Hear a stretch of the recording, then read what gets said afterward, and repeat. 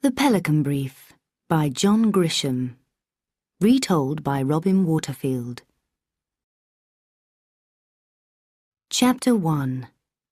3 Bodies. The man who was waiting on the shore looked like a farmer.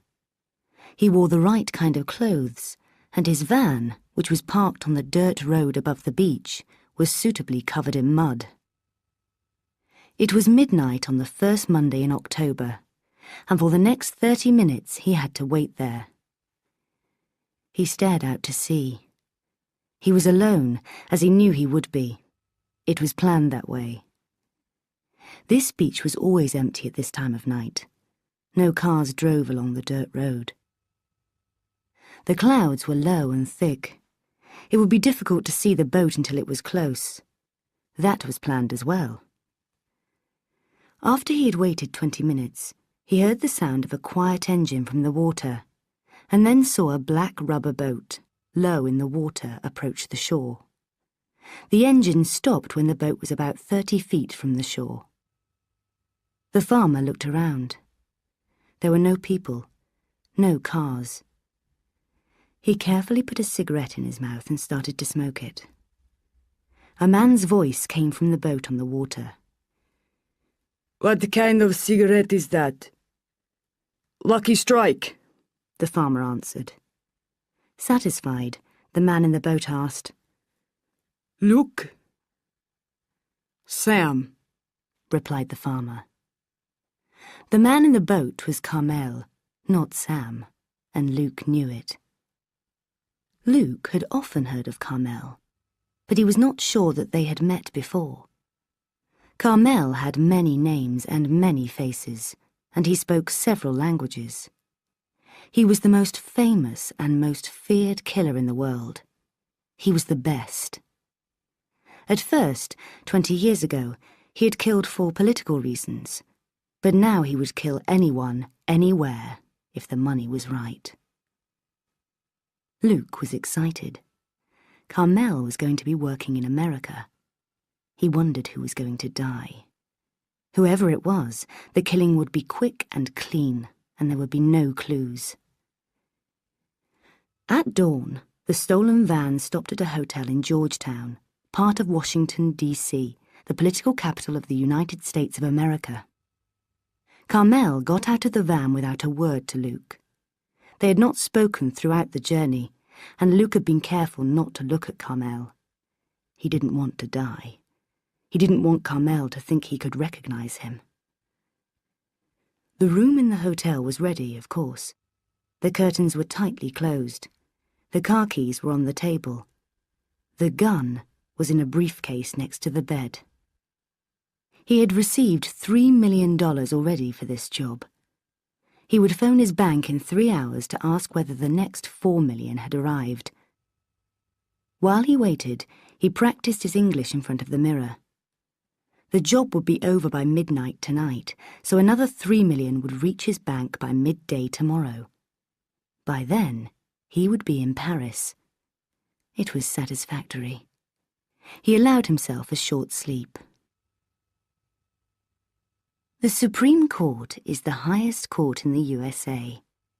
It consists of 9 judges who hear only the most difficult cases in the country, those cases which might actually threaten the Constitution.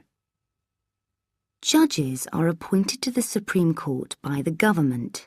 So a Republican government will try to get Republican judges appointed, and a Democratic government will try to get Democrats appointed. Judges become members of the Supreme Court for life. They can retire if they want, but if not, the job ends only with death. Judge Rosenberg was so old that he found it hard to stay awake sometimes, even during trials. He was a liberal and proud of it. He defended the Indians, the homosexuals, the poor, the blacks, the Mexicans, and the Puerto Ricans. Some people loved him for it, but more people hated him. Throughout the summer, there had been the usual number of messages threatening death to the judges of the Supreme Court. And, as usual, Rosenberg had received more than the others. The FBI had to behave as if the judges really were in danger, although they were threatened year after year, and it was very rare for anything to happen. When it did, it was usually a single madman whose daughter had died in a road accident or something. The political groups made a lot of noise, but it was easier for them to bomb buildings than people, and especially people who were as well guarded as the Supreme Court judges. Rosenberg refused to have FBI guards in his own home. He had lived to be 91 and was not afraid of death. Judge Jensen had different reasons for not wanting guards in his house. He wanted to be able to come and go as he pleased. Both of them allowed the guards to wait outside, in cars or on foot, but they could enter the house only when they had permission. A little after 10 at night, when the house was dark and still, the door to a bedroom cupboard opened, and Carmel came quietly out. He was dressed in running clothes. He had shaved off his beard and coloured his hair blonde. Silently, he went down the stairs. He knew there were 2 FBI men in a car that was parked on the road outside the front of the house. He knew there was another guard, Ferguson, walking around the house outside. Rosenberg and his male nurse were asleep in the downstairs bedroom. Outside the door, Carmel fitted a silencer onto his gun. He stepped inside, put the gun to the head of the nurse, and fired 3 times. The hands and legs jumped, but the eyes stayed closed, and there was no sound. Carmel quickly reached across to the grey old head of Judge Rosenberg and shot 3 bullets into it. He watched the 2 bodies for a full minute, and then went out to the kitchen. He opened the back door, waited until Ferguson appeared in the back garden, and then called his name. He knew that the nurse often invited Ferguson in for a cup of coffee and something to eat. Ferguson obediently came into the kitchen. Carmel fired 3 bullets into the back of his head, and he fell loudly onto the table. Carmel left the gun there and went out of the back door. As soon as he reached the road at the back of the house, he began running. He was just another American out for his nightly run. In the dark of the Montrose Theatre, Glenn Jensen sat by himself and watched the men on the big screen in the front of the theatre. He was dressed in ordinary clothes that no one would remember, and wore dark glasses too. Nobody would know that he had been here. He came to this homosexual film theatre once or twice a week, and not even his FBI guards knew about it. It was easy to get out of the house. There were several apartments in the building, and the 2 FBI men could watch only one entrance at a time. All he had to do was change his clothes and drive away in a friend's car. He liked the Montrose because the films went on all night and there was never a crowd. Tonight, there were only 2 old men sitting together in the middle of the theatre and holding hands. Jensen watched their backs and wondered if he would be like them in 20 years. At 44, he was the youngest of the Supreme Court judges. He was not a favourite of either the Republicans or the Democrats, but had been a safe appointment for the Republican president 4 years ago. He was not particularly liberal, except in cases involving homosexuals and those where industry threatened the environment. He usually tried to judge his cases according to their rights and wrongs, rather than any political opinions. A 4th person entered the theatre where Jensen and the 2 old men were now enjoying a film in which several young men were in bed together. He wore tight jeans, a black shirt, an earring, dark glasses and a moustache. Carmel the homosexual. He smiled when he saw Jensen there. The information they had given him was good. At 12:20, the old men left the theatre, arm in arm. Jensen did not look at them. He was too busy watching the film. Carmel moved like a cat to a seat behind Jensen. He pulled some rope from round his waist and wrapped the ends round his hands. He suddenly put the rope around the front of Jensen's neck and pulled backwards and downwards. Jensen's neck broke over the back of his seat. Just to make sure, Carmel twisted the rope until it bit deeply into Jensen's neck and held it there for 2 minutes. An hour later, he was waiting at Dulles Airport for his flight to Paris.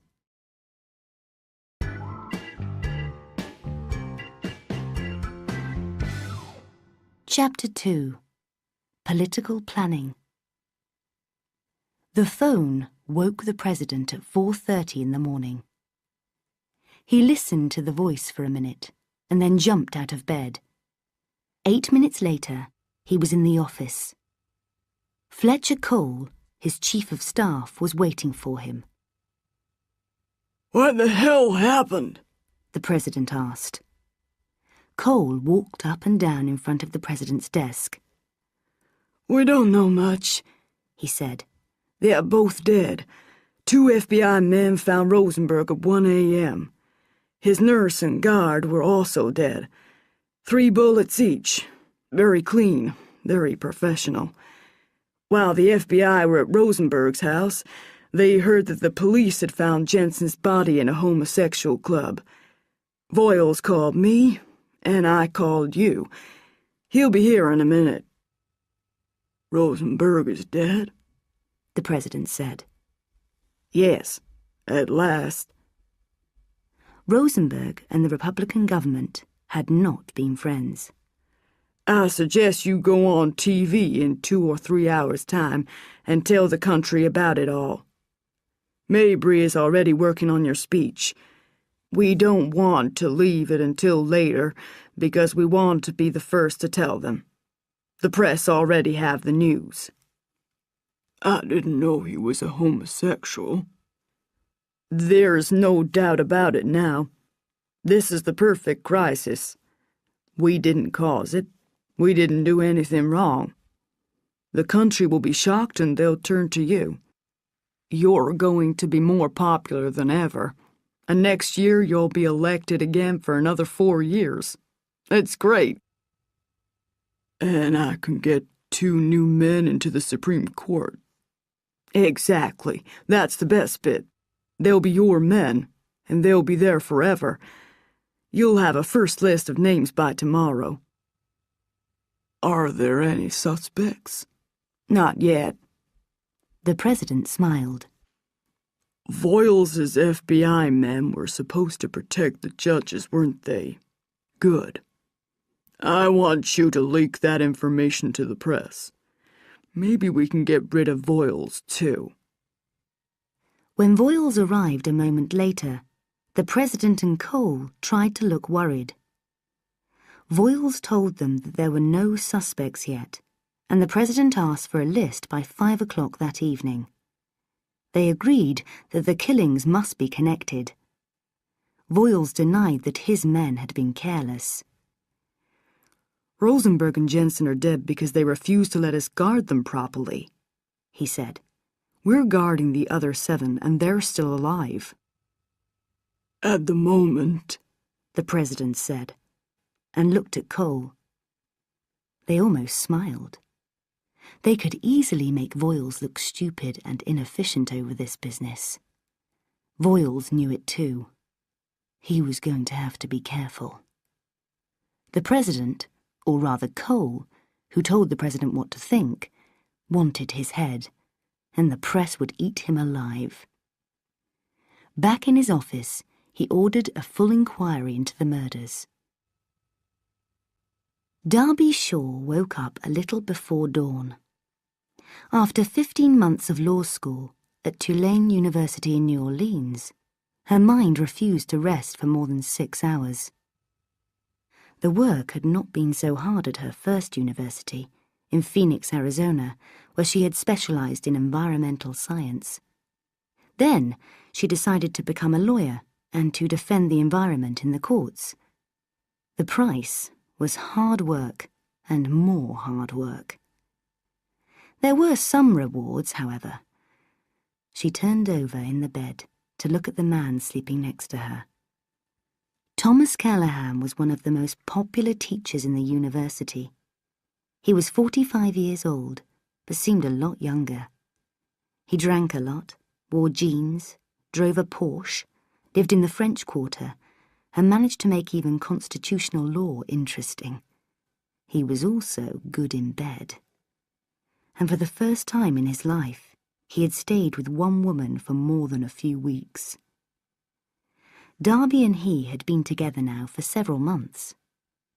She smiled and wondered what her fellow students would think. Only her very best friends knew the secret. She turned the TV on, and suddenly there was the president. She listened for a minute and then shook Thomas awake. "Thomas, wake up. Listen to this." She turned the sound up louder. Callahan sat up and stared at the screen, still half asleep. He understood what the president was saying, though. "Rosenberg? Murdered?" he said. Darby knew that Rosenberg was his hero. "Jensen, too," she said. The president finished his speech and Darby switched the TV off. "No suspects, according to the president," Callahan said. "I can think of at least 20 groups who wanted Rosenberg dead," Darby said, "starting with the Ku Klux Klan." "Yeah, but why those 2 judges? Okay, lots of people wanted Rosenberg dead. But why Jensen? Why not McDowell or Yount? They're both more liberal than Jensen." "Maybe they both just got killed on the same night by chance," Darby suggested, without believing it. "No, I don't think so," said Callahan. "These are the first Supreme Court judges ever to be murdered. And then 2 in one night? There must be some connection between the murders. But you know the worst thing? That fool president will be able to fill their places. That means that 8 out of the 9 will be Republicans. We won't be able to recognize the Constitution in 10 years. This is awful." "Perhaps that's why they were killed, Thomas. Someone or some group wants a different Supreme Court, filled with Republicans." "But why Jensen? He was appointed by a Republican." "I don't know, but there must be some connection. Maybe there's a clue in the cases the Supreme Court was due to hear this year. The library will have that information. I think I'll spend some time on this today."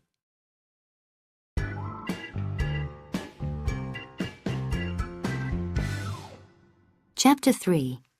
No Clues. Denton Voiles put Eric East in charge of the case. On Thursday, East reported back to Voiles with a list of their top suspects.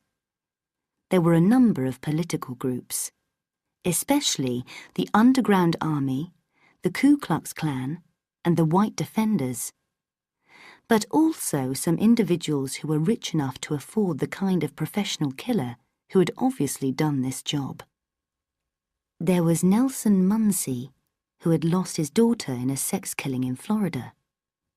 The police had caught the man, who was black, but thanks to Rosenberg, the man had walked free.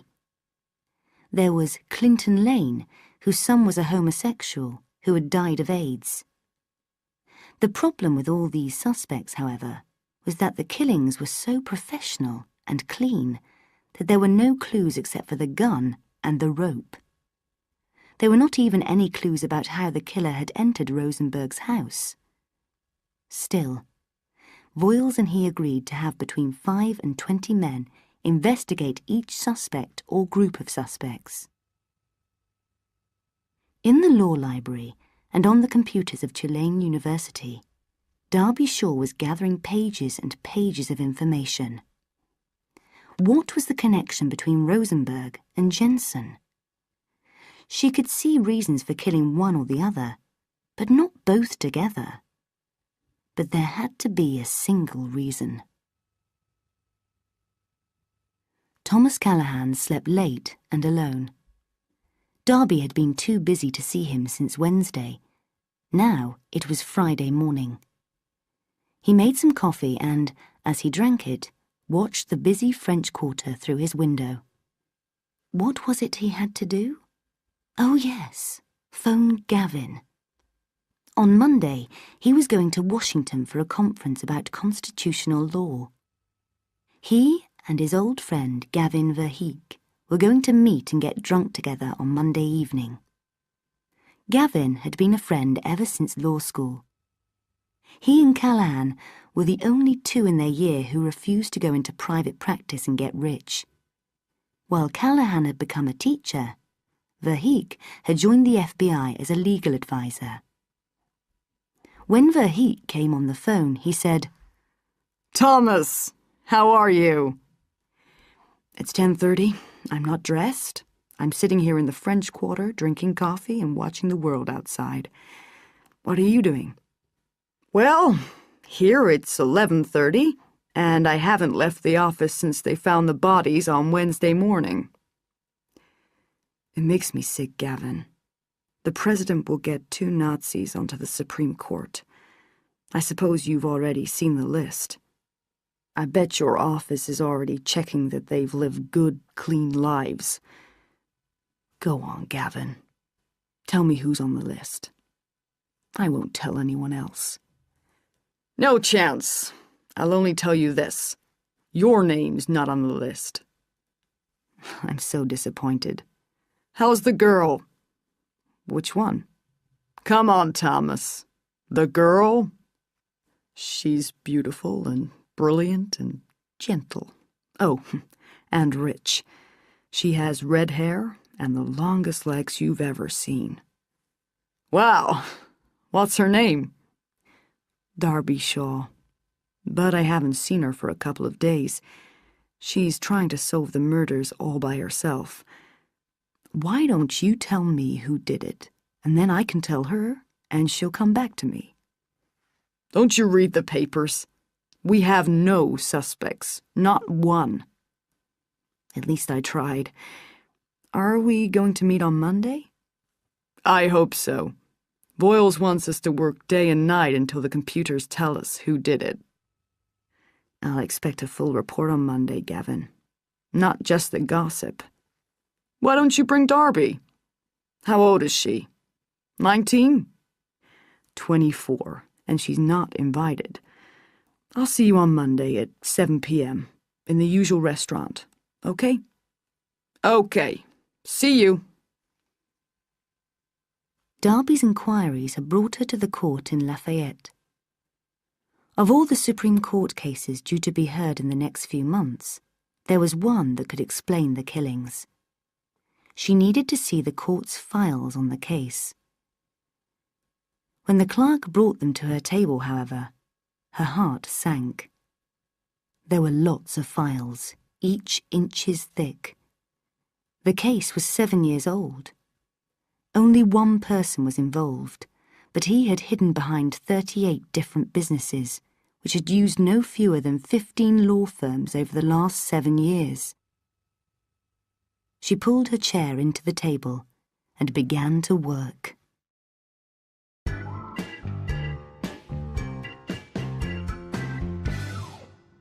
Chapter 4. Ideas and Information. The meeting East and Voiles had with Cole and the president did not go well. Not only could they not report any progress, but they had to admit that investigations like this could take many months. Then Cole handed Voiles a list of 8 possible members of the Supreme Court, 2 of whom would fill the places left empty by Rosenberg and Jensen. "We want a report on these people in 10 days, Voiles," he said. And make sure the press doesn't get to hear about them. You know we can't promise that, Voiles said. We can't guarantee no leaks. As soon as we start to dig around these people, someone will realize what's going on. The FBI can't guarantee secrecy? Cole said. You better keep this out of the papers, Voiles. Voiles jumped out of his chair. Listen, Cole, he shouted. Why don't you investigate these people yourself? Don't start telling me what to do. The president tried to make peace. All we're saying is do your best, Voiles, he said. These people are young, and they're good Republicans. They'll be given the Constitution shape long after I'm dead. So it's important to me that the two who become members of the Supreme Court are clean, so that they can stay there forever. So no drugs, no unusual sexual habits, nothing like that. Okay? Yes, Mr. President, but we cannot guarantee total secrecy. I understand. Just try your best. Yes, sir. Callahan went round to Darby's apartment with a pizza and a bottle of wine. He hadn't seen her for 4 days. He rang on her doorbell. "Who is it?" she called through the door. Thomas Callahan, he said. Do you remember me? The door opened and Callahan stepped in. Are we still friends? He asked and gave her a kiss. Of course. I've just been busy. So what did the great detective find? She was opening the bottle of wine and didn't answer straight away. She poured wine into 2 glasses and they went and sat together on the sofa. She put her legs up onto him and he stroked them. He repeated the question. Nothing really. I was following a path and it took me somewhere. I even typed it up as a brief, but I don't think it's worth anything. What? You've been running around playing detective for 4 days and refusing to see me, and now you're just going to throw it away? It's over there on the table if you want to see it, she said. I don't want to see it now, he said. We have more important things to do. I'm going to be away in Washington for a few days, remember? I'll read your brief and then we'll talk about it. But not till we've been to bed, okay? She pulled him towards her, and they kissed long and hard.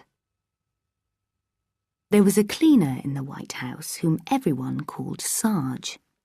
He was old, very black, and had white hair. He wore dark glasses all the time, and everyone thought that he was half blind. In fact, Sarge could see very well. He could see round corners. He had been working in the White House for 30 years now, cleaning and listening, cleaning and seeing. He knew which doors stayed open and which walls were thin. No one ever noticed him. His son, Cleve, was a policeman.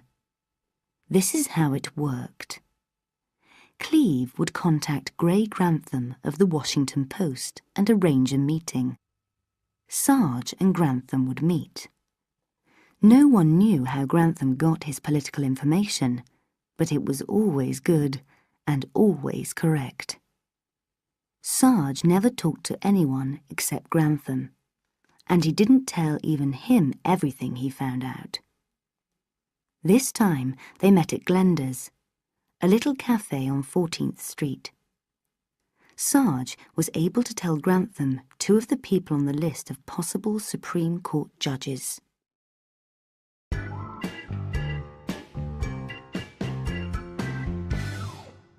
Chapter 5. An Implausible Theory. Verheek had drunk too much the night before with Callahan, as he had known he would. What had he said? Had he given away any secrets? He remembered explaining that the connection between Rosenberg and Jensen was not political. The connection was so obvious that for several days no one in the FBI had seen it. They were killed because the killer could get to them. It was as simple as that. They weren't guarded as well as the others. Of course, this still didn't answer the question why someone wanted 2 Supreme Court judges dead. He remembered that they spent most of the evening talking about their student days together in Washington, and about women. Callahan had given him a copy of the brief his girlfriend, what was her name? Darby, had written about the death of the 2 judges. Callahan had said it was an interesting theory. She didn't believe it, nor did he, but it was worth reading. Verheek pulled the brief out of his briefcase now and started to read it. It was better written than most briefs, and he enjoyed it. The theory was implausible, but no one else had thought of it. It was worth considering. He would show it to Eric East. The phone went 4 times. The answering machine came on, but the caller left no message. The phone went again, and the same thing happened again. The 3rd time, Grantham climbed out of bed and answered the phone. It was still dark. Yes? Is that Gray Grantham, of the Washington Post? It is. Who's calling? I can't give you my name. Okay, why are you calling? I saw your story yesterday about the White House and the possible next 2 Supreme Court judges. Good. But why are you calling me so early in the morning? I'm sorry. I'm in a payphone. I'm on my way to work. I can't call from home or the office. What kind of office? I'm a lawyer. Great. Washington was home to 500,000 lawyers. Private or government? I'd rather not say. Okay. Anyway, why did you call? A hesitation. I may know something about Rosenberg and Jensen. Grantham sat up straight. What exactly? Are you recording this? No. Should I? I don't know, Mr. Grantham. I'd prefer it if you didn't record this, okay? Whatever you want. I'm listening. Can you trace this call? I could, but you're at a payphone. What difference would it make? You're right. I'm just frightened. You see, I think I know who killed them. Now Grantham was standing. That's valuable information. It could get me killed. Do you think they're following me? Who? Don't worry. Tell me your name. You can call me Garcia. That's not your real name, is it? Of course not, but it's the best I can do. Okay, Garcia. Talk to me. I'm not certain you understand, but I think I accidentally saw something at the office that I was not supposed to see. Do you have a copy of it? Maybe. Do you want to talk or not? I don't know. What will you do if I tell you something? First, try to find out whether it's true. We won't print the names of the killers of 2 Supreme Court judges in a hurry, believe me. There was a very long silence. Garcia? Are you still there?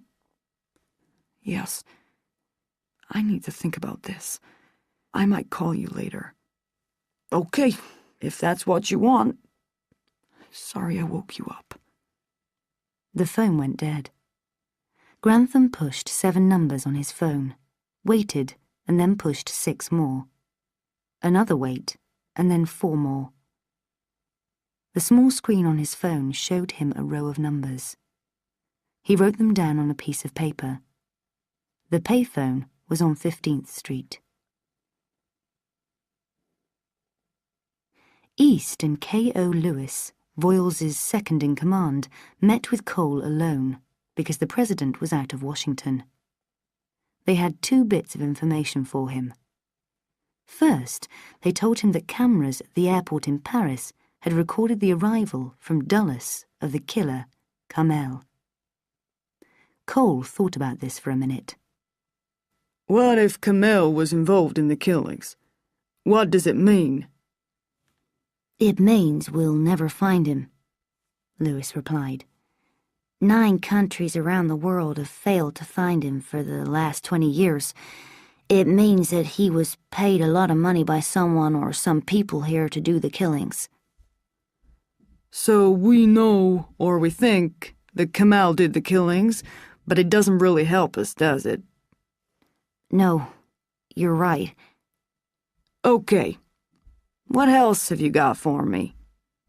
Lewis looked at East. There's no real progress to report, except... Except what? Well, there's this theory which has appeared in the last 24 hours. A law student in New Orleans wrote it up as a brief.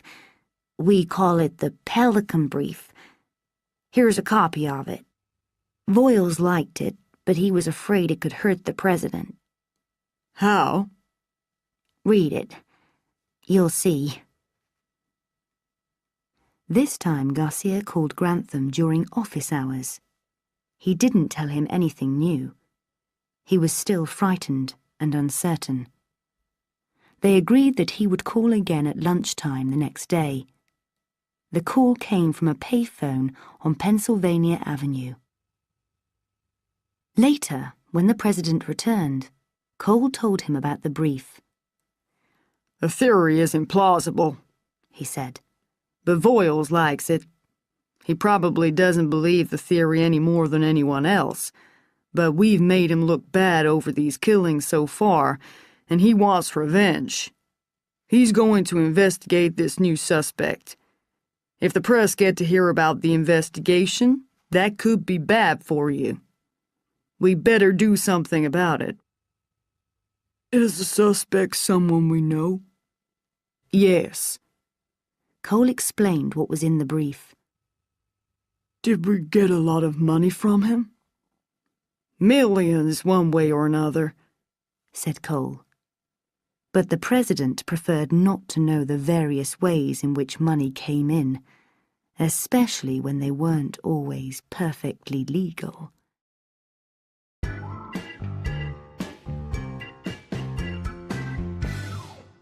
Chapter 6. Hunted. Thomas was drinking too much over dinner. She didn't like it, and she told him so. He wanted to prove that she was wrong, so he drank even more. They had an argument. After dinner, outside the restaurant, he pulled the keys to his Porsche out of his pocket. "Thomas, no, you're too drunk to drive. Give me the keys." He held on to the keys and set off in the direction of the car park. He couldn't walk straight, and his foot kept slipping off the pavement into the road. She followed him, but stayed some way behind. She was too angry, and just wanted to get back to her apartment alone. He shouted something over his shoulder about how he could drive better when he was drunk. She stood with her arms crossed on the other side of the car park and watched him put the key into the lock. It took him 3 or 4 attempts. Then he was inside, and she lost sight of him between 2 other cars. She heard him start the engine, though. The explosion knocked her to the ground. She lay there for a moment, and then jumped to her feet. The Porsche was a ball of fire. Darby ran towards it, screaming his name. Bits of the car were still falling all around her, and the heat stopped her 30 feet away. She screamed with her hands over her mouth. A second explosion tore through the car and pushed her back. She fell, and her head hit the side of a parked car hard. Everything went blank for a minute. Then there were people everywhere, and voices shouting, "Whose car is it? Call 911! Was there anyone in it? She was repeating the name Thomas. Someone put a cold cloth on her head.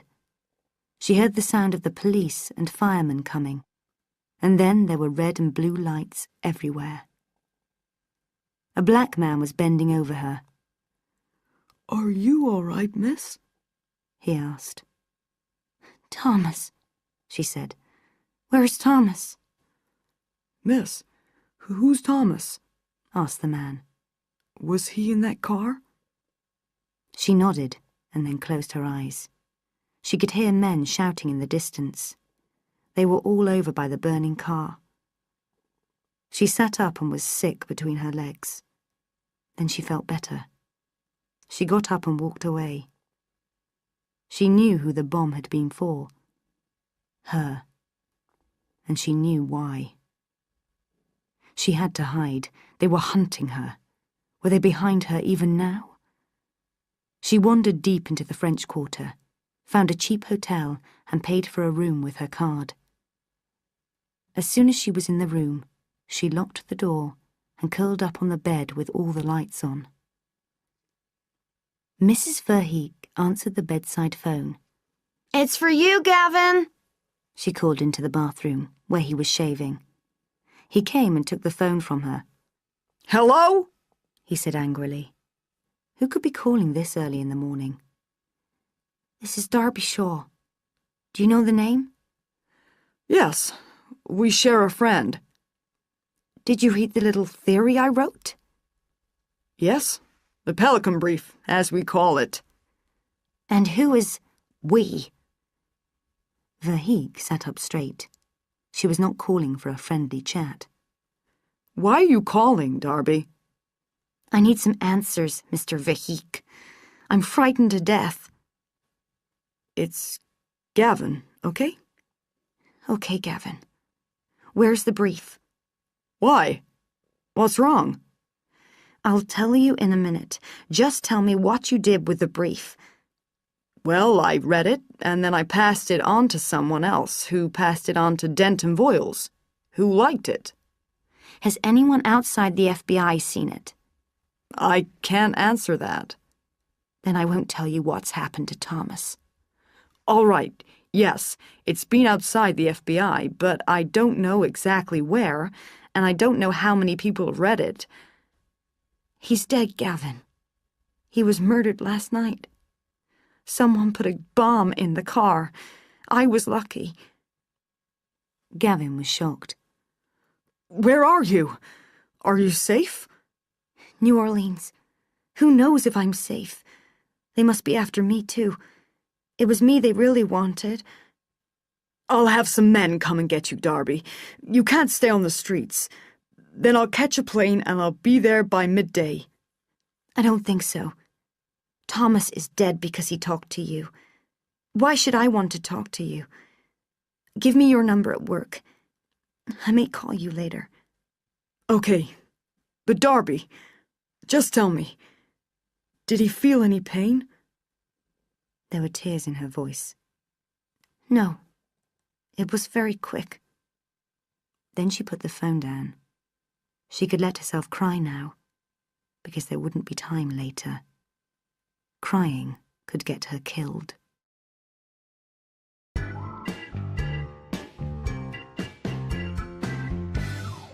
Chapter 7. Keep Moving. It was nearly time for the President's daily meeting with Voiles. By now, he was tired of the whole business. He just wanted to get his men into the Supreme Court. Cole was telling him something, but he wasn't really listening. Voiles and Cole hated each other so much now that Cole had to leave the office whenever Voiles came. They had nearly fought last time. It didn't matter to Cole whether he was in or out of the office. There were enough hidden microphones and cameras for him to listen and watch any conversation there. The President felt better knowing that Cole was at least watching. He greeted Voiles warmly at the door and led him over to the sofa for a friendly chat. Voiles was not impressed. Denton, the president said. I want to apologize for Cole's behavior last time. He can be stupid, can't he? Voiles said, knowing that Cole was listening. Yes, he's very clever and works amazingly hard, but he goes too far sometimes. Anyway, that's all behind us now. I want you to tell me all about this Pelican brief. How seriously are you taking it? Voiles tried not to smile. This was great. He had managed to get Cole and the president worried. We are investigating all suspects, Mr. President, he replied. We have 14 men on this one. I don't have to tell you, Denton, the president continued, how much damage this theory could do if the press heard about it. We won't tell the press, Mr. President. I know. All I'm saying is that I want you to pull back from this one. The theory is crazy anyway, and I could really get hurt. Do you understand what I'm saying? Are you asking me not to investigate a suspect, Mr. President? I'm just saying that you must have better things to do with your men. The press is watching this investigation closely. You know how they are. They don't like me at all. So why don't you leave this one alone and chase the real suspects?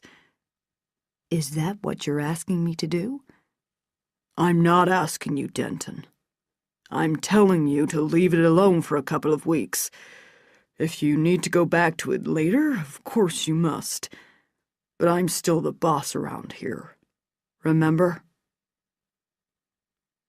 Gavin stayed near Voiles' office until the secretary let him in. He couldn't believe it when Voiles and Lewis told him that they were no longer investigating the Pelican theory. My best friend is dead because of that brief, he said. He was killed by a car bomb. Someone is worried about the brief, don't you think? The brief has already been very valuable to us, Gavin, Lewis said. Yeah, it lets you play some games with the White House, Gavin said bitterly. But there's a girl out there running for her life. What am I going to tell her? Darby made sure she could not be followed in the crowds in the shopping district. She bought some new clothes and hid her hair under a hat. She went into the Sheraton Hotel and found a row of payphones. First, she called Mrs. Chen, who lived in the apartment next to hers. No, she had not seen anything. Yes, there had been a knock at her door early this morning. Then she called Gavin. Where are you? He asked. Let me explain something. For now, I'm not going to tell you or anyone else where I am. Clear? Yes, but don't go home. I'm not a fool. They've already been there. What did Mr. Voiles say? I haven't been able to see him. You've been at the office for 4 hours, Gavin. I expected you to do better. Be patient, Darby. Patience will get me killed. I've got to keep moving. She saw a face. He walked among the tourists at the hotel's front desk. He was trying to look as though he belonged here, but his eyes were searching. The face was long and thin, and he wore round glasses. He was a little over 6 feet tall. Gavin, listen to me, she said. I have to go. I can see a man I've seen before, about an hour ago. Okay. Take care, Darby. And call me again soon. I'll try.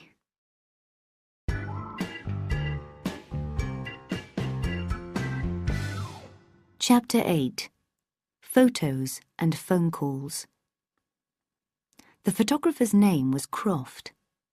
He was parked on Pennsylvania Avenue in Grantham's Volvo because it had a phone. The payphone was easy to see, about 50 yards in front of the car. With his powerful camera, he could almost read the names in the phone book. A large woman was using the phone at the moment. At 12:20, the woman put the phone down and walked away, From nowhere, a young man in a suit appeared and walked over to the phone. Croft felt sure that this was the man. He picked up his camera and looked through it. The man was pushing numbers on the phone and looked nervous. He kept looking this way and that. Croft took a couple of pictures. The phone in the car went 3 times. Croft didn't pick it up.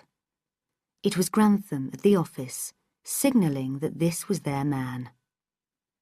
Croft used a whole film on the first camera. When the man had finished talking on the phone, he walked straight towards the Volvo along the pavement. Beautiful. Croft took several more pictures with a second camera and stopped well before the man could possibly see inside the car. An easy job. Grantham got plenty of excellent pictures from Croft. Garcia didn't look Spanish, despite the name he had chosen. He looked like thousands of other young lawyers up and down the country. From Garcia, he got nothing. It didn't matter. He let him talk about his wife and child and how frightened he was. One day, and one day soon, Garcia would give him the information, whatever it was. From Sarge, he got a copy of a White House document naming Carmel as the probable killer of Rosenberg and Jensen. This was good. There was little in the office files about Carmel, and only 2 pictures, which looked like 2 different people. But he wrote it up into a story, and they decided to use both pictures in the story on the front page the next day. The phone was going. After 24 hours on the run, she had drunk a bottle of wine the night before and fallen asleep on her bed in the Marriott Hotel. But first, she had cut off her long red hair and coloured it black. They would be expecting blonde. They would also be expecting her to run away, so despite her fears, she stayed in New Orleans. They would be watching all the police stations, so she had stayed away from them. The phone was still going. She picked it up and heard, "Darby? This is Gavin." Now she was awake. "How did you find me?" "We are the FBI. We have our ways." Wait, let me think. Of course! You can trace me when I use my cards to pay for things. How stupid of me! But if you can find me, they can find me too. They could be outside the door now. Stay in small hotels then, and pay with cash. Now, listen. I'm coming to New Orleans. It's Thomas's funeral tomorrow. I think we should meet tonight. You have to trust me, Darby. What did Voyle say? Gavin hesitated. We're taking no action at this time. That's lawyer talk, Gavin. What does it mean? I don't want to talk on the phone. That's why we have to meet. No. Tell me why Voiles is doing nothing about this. I'm not sure why. Honestly. What do you think, Gavin? Do you think Thomas was killed because of the brief? Yes. Thanks. If Thomas was murdered because of the brief, then we know who killed him. And if we know who killed Thomas, then we know who killed Rosenberg and Jensen. Am I right? Probably. That's good enough. Probably means yes when a lawyer says it. But the FBI is still doing nothing about my suspect. Calm down, Darby. Let's meet tonight and talk about this. I could save your life. She carefully put the receiver of the phone under the pillow. She threw her things into a bag and left the room. She walked up 2 floors to the 17th, then took the lift down to the 10th. Then she walked down the stairs to the ground floor. She hid in the women's room for half an hour, and then left the hotel. On Dumaine Street in the French Quarter, she found an empty cafe with a phone at the back. She called Verheek. Where will you stay tonight? She asked him. At the Hilton. I'll call late tonight or early in the morning. Can you get the Washington Post down there? You should read it today. I can't wait. I'll speak to you later. She bought a Post and read it at another cafe. If the report was right, it fitted in with her theory. The local paper had a picture of Thomas on the second page, with a long story about the explosion. The police were looking for a white female whom several witnesses had seen there at the time. She looked slowly at the photo of Thomas. He was so handsome. Tears filled her eyes. Alice Stark, Darby's best friend, got the key to the apartment from Mrs. Chen and let herself in. She had been there plenty of times before, and everything looked all right. Nothing was out of place. The whole apartment was tidy. The kitchen smelled of stale food. It was dark when she got there, but Darby had told her not to switch on the lights, and certainly not to open the curtains. She used a torch to see her way around. She sat down at the computer and turned it on. She looked for the files Darby had mentioned, but they weren't there. By the light of the torch, she looked in the boxes of diskettes. They were empty. Alice returned the key to Mrs. Chen and walked half a mile to where she had left her car. She met Darby as arranged in the restaurant, and she told her what she had discovered. Darby did not seem surprised, and refused to answer Alice's questions. Verheek was angry. She had said she would call him. Now it was midnight and she still hadn't called. He could save her life if she called. He had to do something. He decided to visit a few student bars to find out if anyone knew her and had seen her recently. He got back to his room at 3 in the morning. There were no messages. She hadn't called. Was she still alive?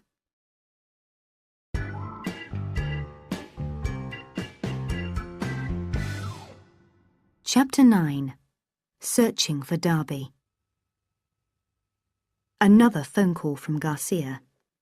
The man still wouldn't talk.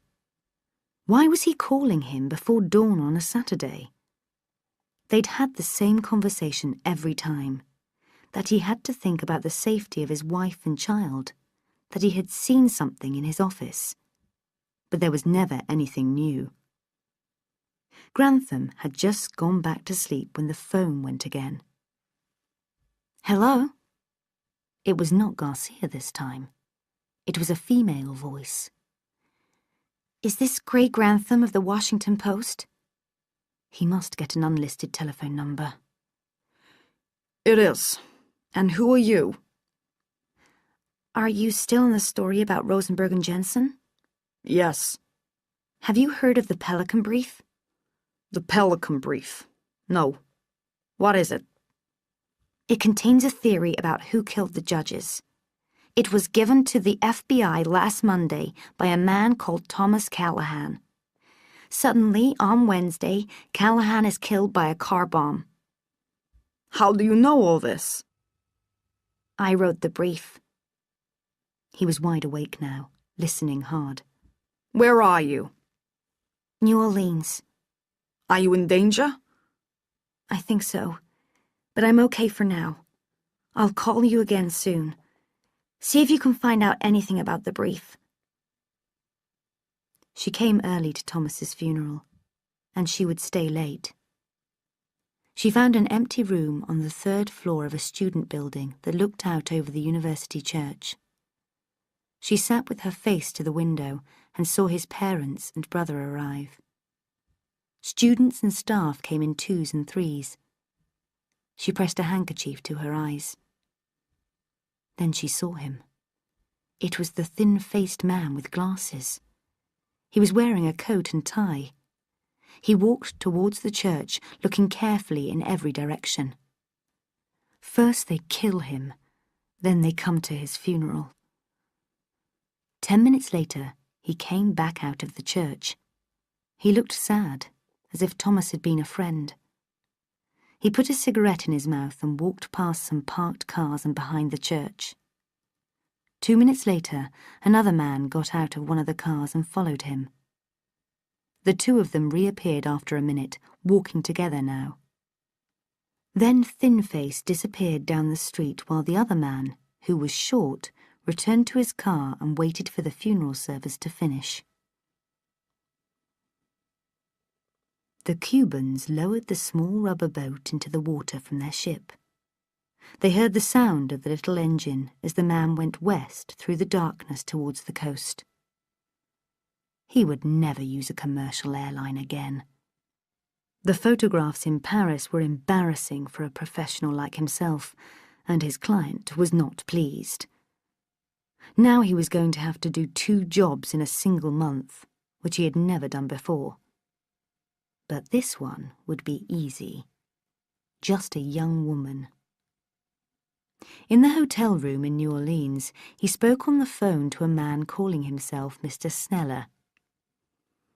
"Tell me about her," he said. "There are 2 photos in the briefcase." Kamel opened the case and took out the photos. "I've got them. She's beautiful. It will almost be a pity to kill her. Yes, but all that red hair is gone. We found some hair on the floor of a hotel room. She's coloured it black. Where is she now? We don't know. She has stopped using her cards to pay for things. She took out a lot of money from her bank, and since then she has disappeared. We think she's still in New Orleans, though. Someone was in her apartment last night. We just missed them. The bomb failed. We don't expect you to fail." Gavin was tired. He had spent 2 nights searching the bars, and he was too old for these late nights. When the phone went, he was still asleep. "Gavin?" "Darby, is that you?" "Yes." "Why haven't you called before?" That doesn't matter now. You should know that they're here in New Orleans. I've seen 2 of them, a thin-faced man and a short man. They were at the funeral service yesterday. "Where were you?" Watching. How long will you be in town? "Until we meet. When will that be?" I don't know yet. I'll call again soon." The phone went dead. Gavin picked it up and threw it across his hotel room.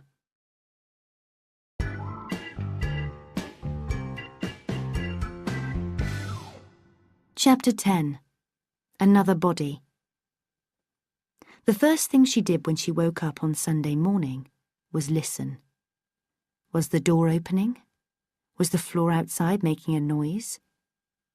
When she was sure she was safe, she thought about Thomas. She remembered their times together. She remembered how he loved her. It was a surprise for him, the first time he had really been in love. And she loved him too. After a few minutes of thinking about Thomas, she thought about them. She had to think like them too, to stay alive. Where would they be today? Where could she go? Was it time to move hotels again? Yes. Did they know that she was now a blonde? She felt hungry. She had hardly eaten for days. This hotel didn't do breakfast on Sundays, so she had to go out. She left by the back door through the kitchen. He saw her when she reached Burgundy Street. The hair was different, but she couldn't change her long legs. He started to follow her. Carmel was practicing his English when the phone went. It was Sneller. "She's here," he said. "One of our men saw her this morning. He chased her, but she noticed him and lost him in the football crowds." Carmel said, "So how am I supposed to find her, if your men can't tell me where she's staying?" "It might not matter," Sneller said. "There's an FBI lawyer in town. The fool has been visiting bars and asking questions about her, spreading his name around. He's asked anyone who knows her to contact him at his hotel. The Hilton. My men will continue trying to find the girl, and you can stay close to him. He's in room 1909. He was Callahan's best friend. She might call him. Gavin was lying on his bed watching TV. It was 11 at night. He would wait until 12 and then try to sleep. He had decided to go home tomorrow if she didn't call. He couldn't find her. It wasn't his fault. Even taxi drivers got lost in this city. When the phone went, he switched the TV off and picked it up. "It's me, Gavin," she said. You're alive, he said. "Yes, but I was followed today. It was the short man." Did he follow you from somewhere? "No, he just happened to see me in the streets." Listen, Darby, I can't wait here anymore. I've got a job to go back to. I want to leave New Orleans tomorrow, and I want you to come with me.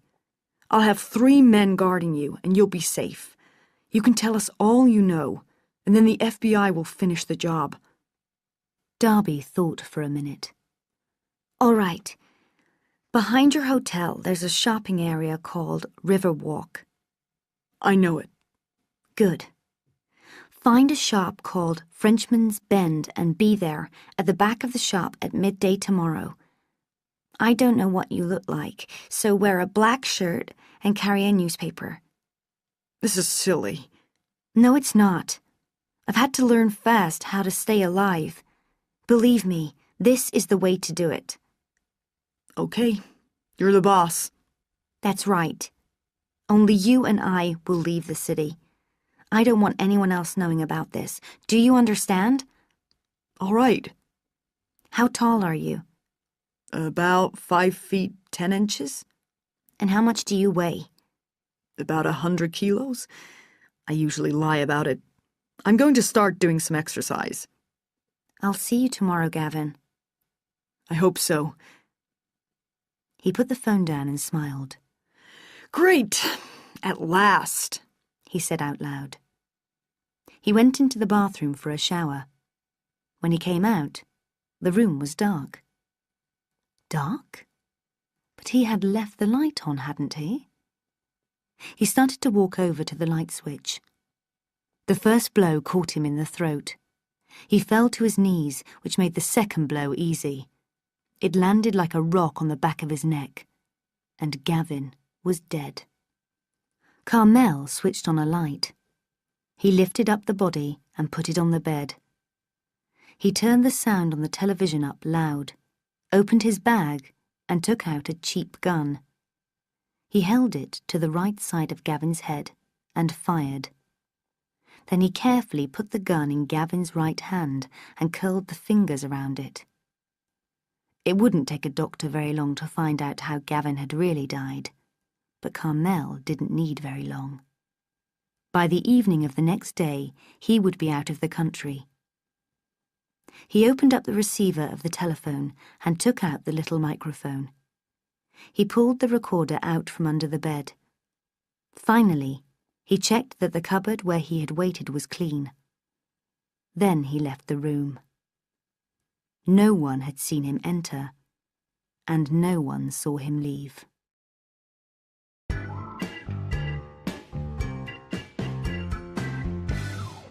Chapter 11. Riverwalk. Grantham couldn't find out anything about the brief. Even Sarge hadn't heard of it.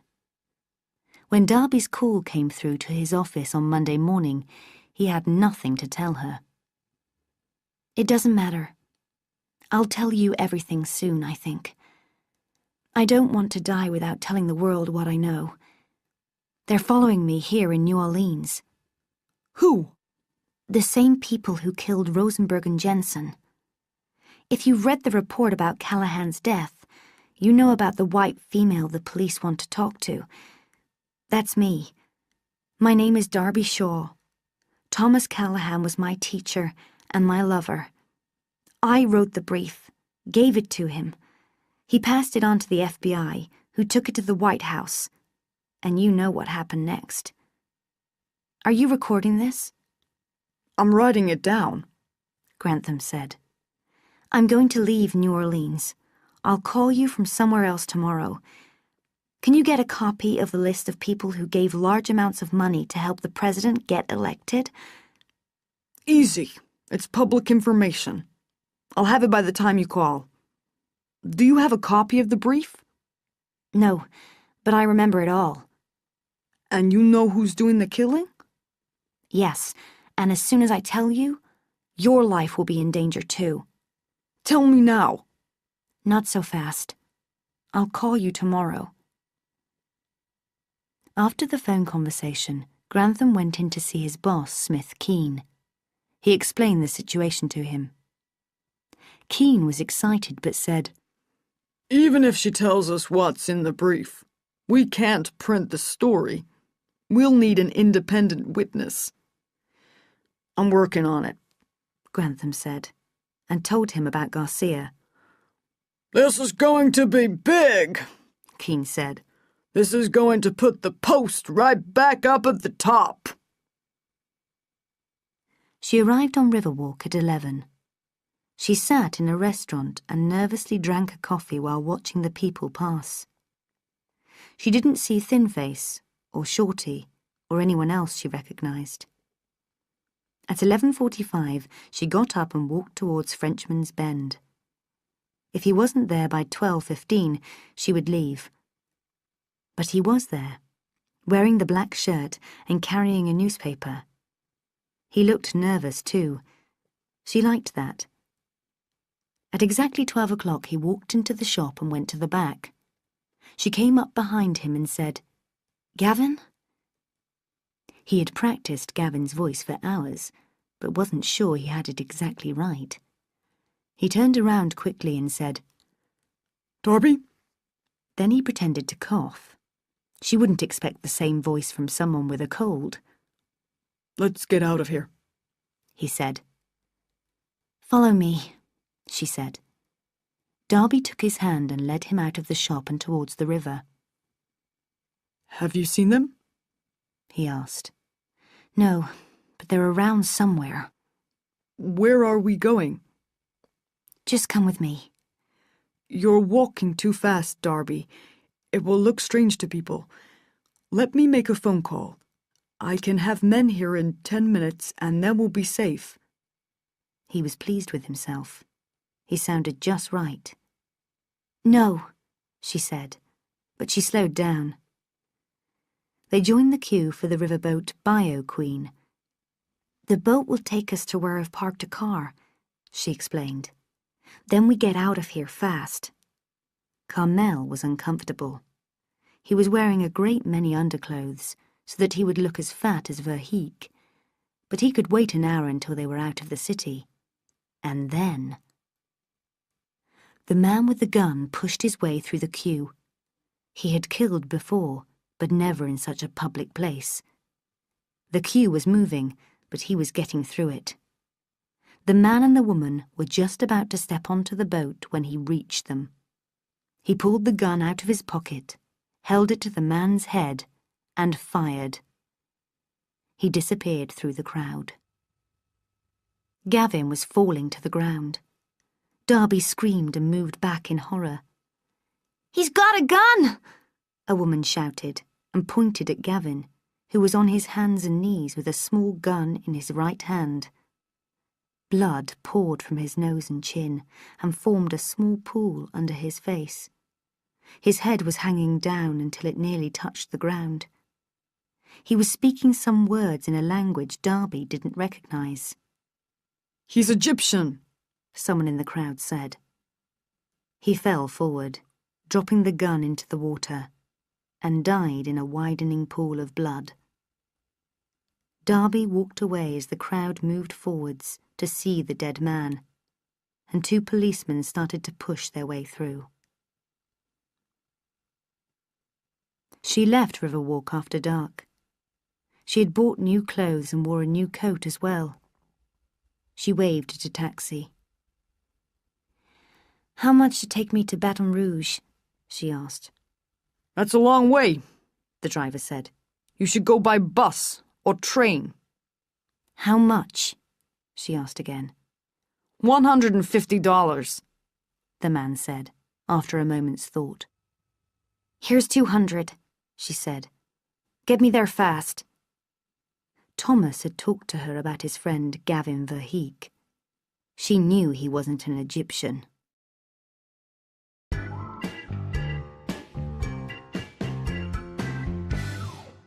Chapter 12. Darby Explains. Voiles sent East down to New Orleans to learn the truth about Verheek's death. Lewis brought the news to his office. Danton, when are we going to start taking this Pelican brief seriously? He asked. People keep dying because of it. We'd better investigate it. It must be Matisse. I know, Voiles said. We'll send down a team of men. But I don't want the fool in the White House or Cole to hear that we're investigating it. I want to surprise them. When the president told me to leave the brief alone, I was carrying a small recorder in my pocket. I've got every word loud and clear. If we find that the brief is accurate, the press will love us, and we can let them know that the president told us not to investigate it. That'll be the end of him and Cole, Lewis said happily. I know. He'll have no chance in the election next year. We've got him. They smiled at each other. But what about Matisse? Lewis said. If he hadn't killed all those people, we wouldn't have thought the brief was right. He must be crazy. There are rumors that he is, Voiles replied. I've spoken to the CIA. They had men in New Orleans. They don't know where Matisse is. He's probably not in this country. He owns houses all over the world. We'll need their help to get him. They were following the girl, too, but they lost her in Chicago airport. She could be anywhere by now. She could be dead, Lewis said. Matisse's men are following her as well. Grantham traced 2 old photographs of her, one from her high school, one from her first university. He pinned them up beside his desk. She was beautiful. She called him as she had promised. He had read about the killing of a lawyer in New Orleans, and she told him the true story. She also told him about the other killing, which had not appeared in the newspapers. Then she said, "Can you come to New York tomorrow, Grantham?" Of course. It'll only take a few hours. But please, call me Gray. He looked at the photographs of her. "I'll ring tomorrow morning to tell you where to meet me. And tomorrow, I'll tell you who killed Rosenberg and Jensen." Do you know who did it? I know who paid for the killings. I know his name. I know his business and his politics. And you'll tell me tomorrow. If I'm still alive. A pause. Perhaps we should talk immediately, he said. They met in her room in the St. Moritz Hotel in New York. They chatted for a while, getting to know each other. It was the first normal conversation Darby had had for a week, and it was a great pleasure. They sent out for some food, and after they had eaten, he switched on a recorder, and she told him a story. For centuries, the Mississippi River has been carrying mud down to the sea. Where the river meets the sea, marshes have spread out over an enormous area. These marshes are the home for a great many rare and unusual animals, birds, reptiles, and fish.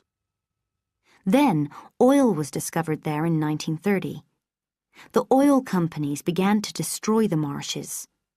Where the river mud had been creating new land, now the sea was able to wash the land away. Since the discovery of oil, tens of thousands of acres of Louisiana marshland is gone. Every 14 minutes, another acre disappears underwater. In 1979, an oil company owned by Victor Matisse found a very rich oil field worth thousands of millions of dollars. Matisse wanted it all. He knew that others would buy the surrounding land if they heard there was a major oil field there, so he pretended that nothing had happened. He stopped work there and waited. Slowly and patiently, as the years passed, he bought the surrounding land. He created new companies, lots of them, so that no one would know that he was the buyer. At last, he was ready to begin drilling. Then, a small environmental group called Green Rescue made a legal request to the courts to stop the drilling. The request was unexpected, because for so long Louisiana had profited from the oil companies. The court in Lafayette agreed that all drilling should stop until the case was settled. Matisse knew that this could take years. He was dangerously angry. He spent weeks with his lawyers making plans.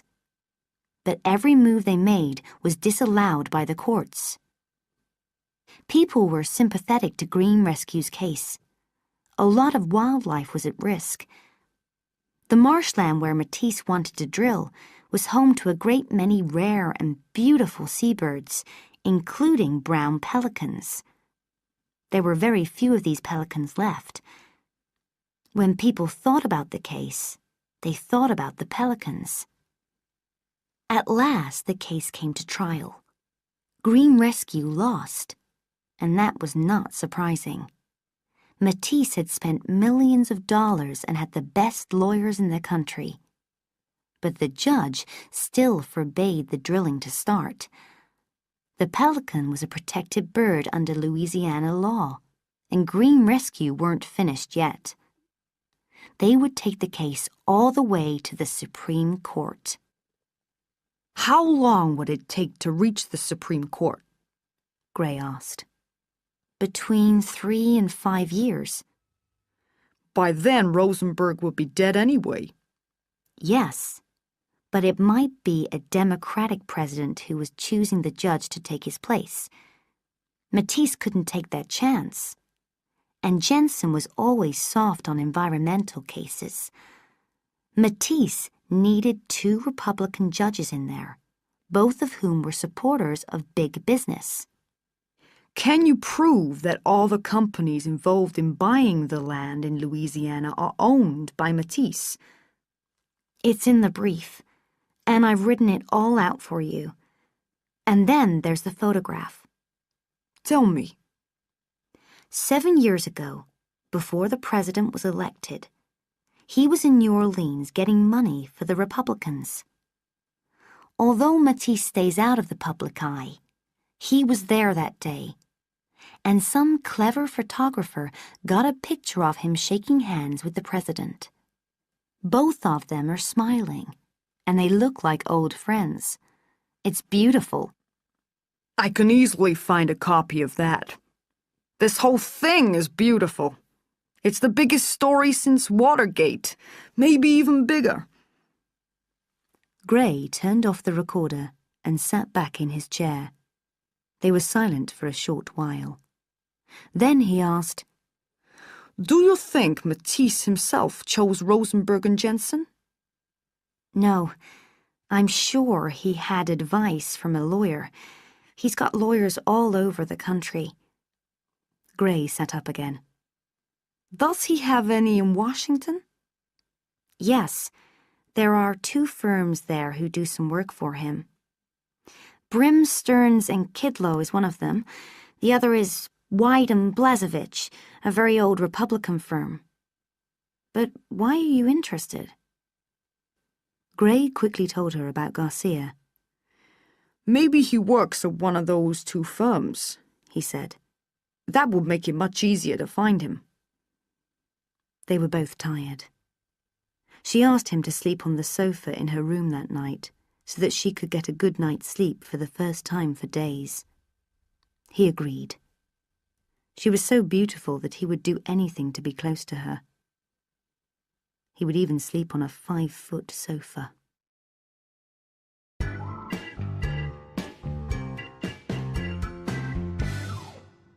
Chapter 13. Washington. Darby worked in the library all morning and rang Grantham at midday. She had been reading lists of the members at both of the Washington law firms that worked for Matisse.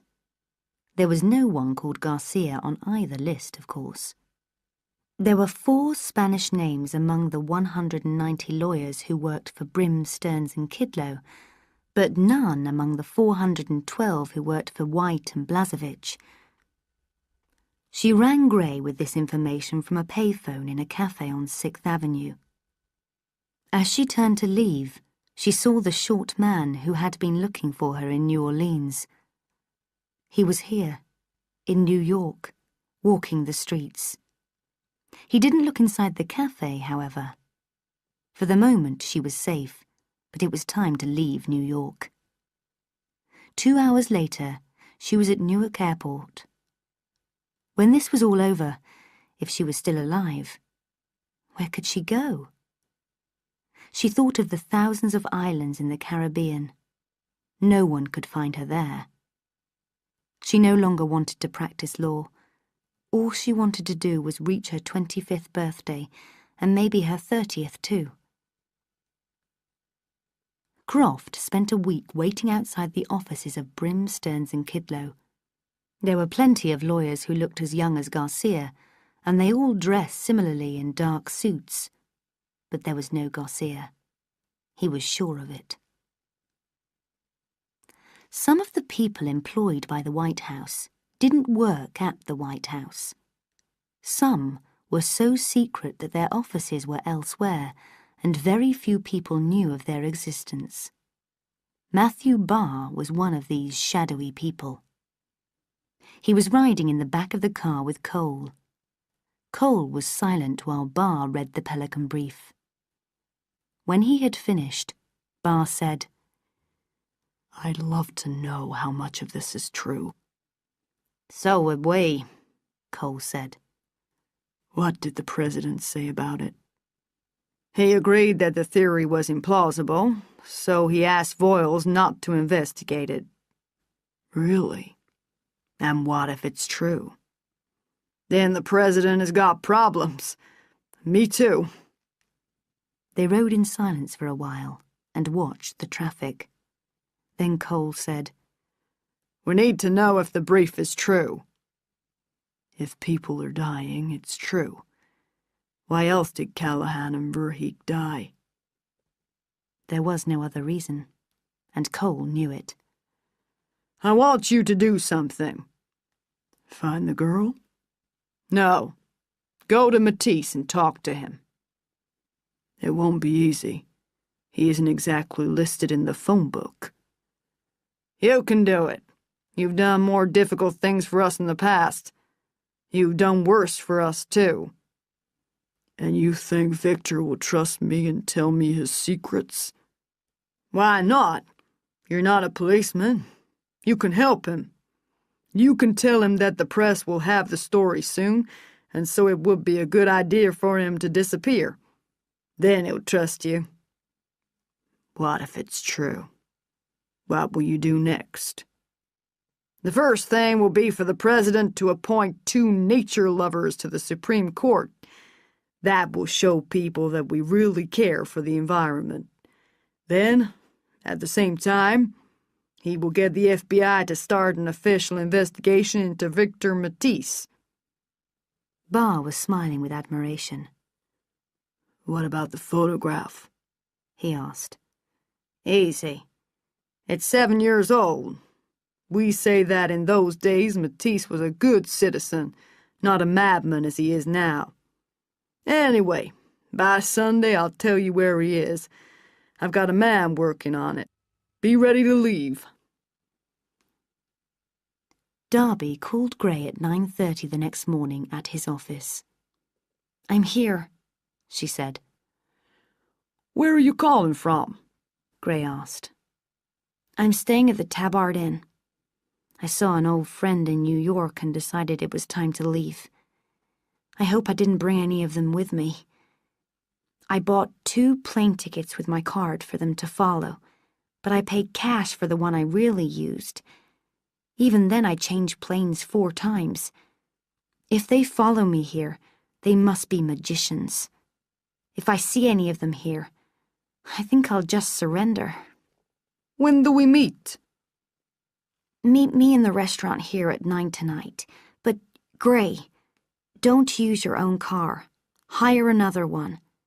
And be ready to stay away from your home and office for a few days. I've booked you a room at the Marbury Hotel. Surely the office is safe, Darby. I'm not in the mood to argue. If you're going to be difficult, Gray, I'll simply disappear. I'm sure I'll live longer out of the country anyway. I've got to go now. You be careful. The Marbury was close to where his boss, Smith Keene, lived, and there were some things they had to talk about. The next morning, he rang Keene from his room, and they arranged to meet outside the front of the hotel in 15 minutes. While they drove around in Keene's car, they discussed various ways in which they could use the information they had.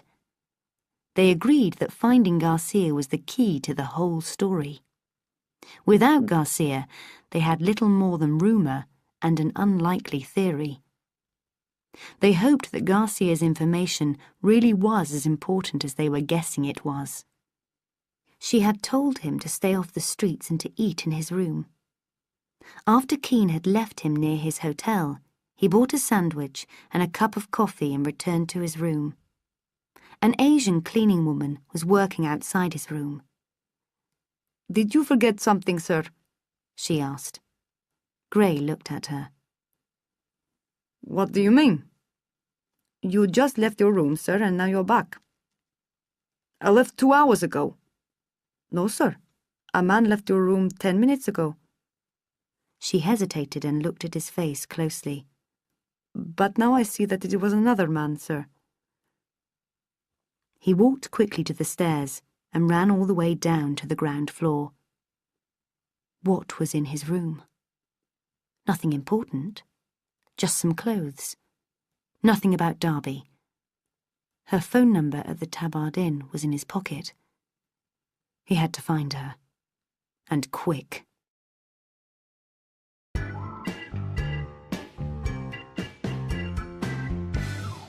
Chapter 14.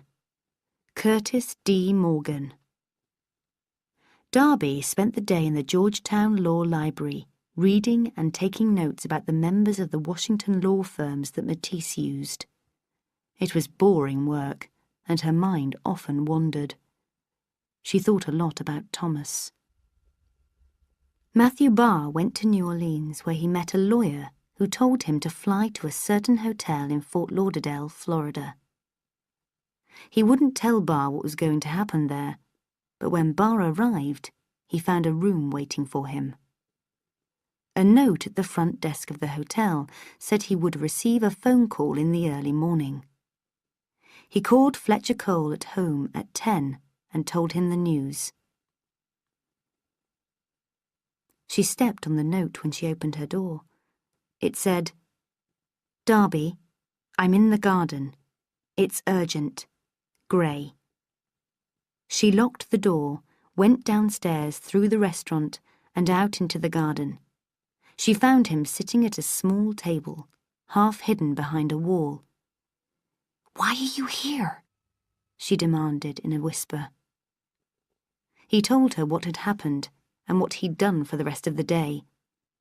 He had spent it riding round the city in a dozen different taxis, waiting for dark. Then he came to the Tabard. He was certain that no one had followed him. She listened. She watched the restaurant and the entrance to the garden and heard every word. I have no idea how anyone could find my room, he said. "Did you tell anyone your room number?" He thought for a second.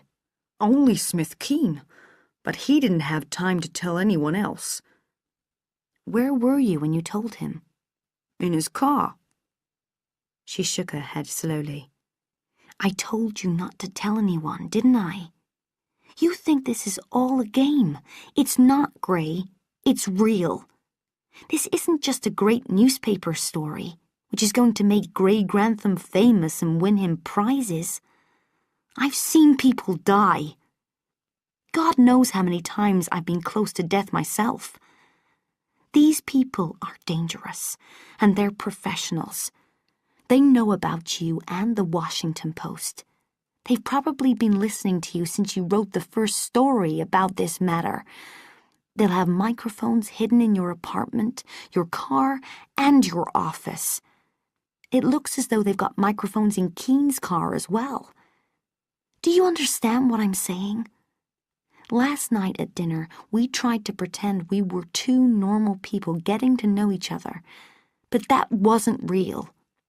This is real. She was right, of course. He felt like a schoolchild in front of an angry teacher. You can stay here tonight, she said, and tomorrow I'll find you another small hotel. After breakfast the next morning, she got on the phone. She rang the Georgetown Law School and pretended to be from White and Blasevich.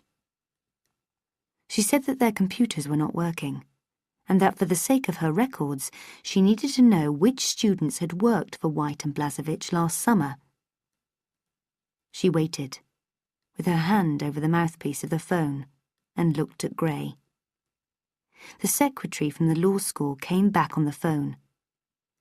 7 of them, Darby said. Thank you. She wrote down their names. And do you have their addresses, please? We need them for our records. She wrote down this information, too. That was brilliant, Gray said when she had finished. Now all we need to do is find as many of these students as we can, show them your photograph of Garcia, and hope that one of them recognizes him and can tell us his real name. Why couldn't we just wait outside the firm's building until he came out and then follow him? That's what Croft was doing at Brim, Stearns and Kidlow. Too risky. It seems likely that White and Blasevich were involved in some way in the killings. There are people who know my face, and we know they're looking for you too. What if they're guarding White and Blasevich? They would see us, and then we'd be dead. They hired a car and began to try to find the 7 students. Gray found 2 of them at home, and Darby spoke to another as he was leaving a class at the school. None of them recognized Garcia. They met at 10:45 and compared notes. At 11, students were leaving their classes, and she found another of the 7 students, but he too knew nothing. A 5th was working in the library. She didn't like answering Darby's questions, but she admitted that she didn't know Garcia. Only 2 left, Edward Linney and Judith Wilson. Wilson was expected back at her apartment at 1 o'clock, so Gray spent the rest of the morning trying to find Linney. But he was not at home, and no one at the school seemed to know where he was. They hadn't seen him for several weeks. They drove together to Judith Wilson's apartment. She wasn't there at 1, so they waited. She arrived an hour later. Gray jumped out of the car, ran up to her, and caught her at her front door. He showed her the photograph, and Darby saw her shake her head. "Linney had better be good," he said as he got back into the car. "But where is he?" "I hope we find him today," she said, "because tomorrow I leave the country if we don't." Back at the law school, one of his fellow students at last told them where he was. In a private hospital. He was well on the way to becoming an alcoholic, and his parents had ordered him to spend some time there. The nurse at the front desk of the hospital told Gray that Mr. Linney was in room 22, but refused to let him see him. Gray asked to see the manager, and while the nurse was fetching him, Gray whispered to Darby, "Room 22." She left the waiting room and boldly walked to his room. She knocked and went in. The young man looked surprised to see her. "I'm Sarah Jacobs," she said. "I work for the Washington Post. May I ask you a question?" "Yes." But how did you get in? I just walked in. You worked at White and Blasevich last summer, didn't you? Do you recognize this man? She showed him the photograph. Yes, what's his name? I can't remember. He works in the oil and gas department. Darby held her breath. Linny closed his eyes and thought. Morgan. Yes, that's it. His surname is Morgan, but I can't remember his first name. What's this all about? I'll tell you later, Darby said, and left. Gray was waiting for her back in the car. She didn't say anything, but immediately looked at the notes she had taken in the law library. There he was. Garcia is Curtis D. Morgan, she said. Let's go.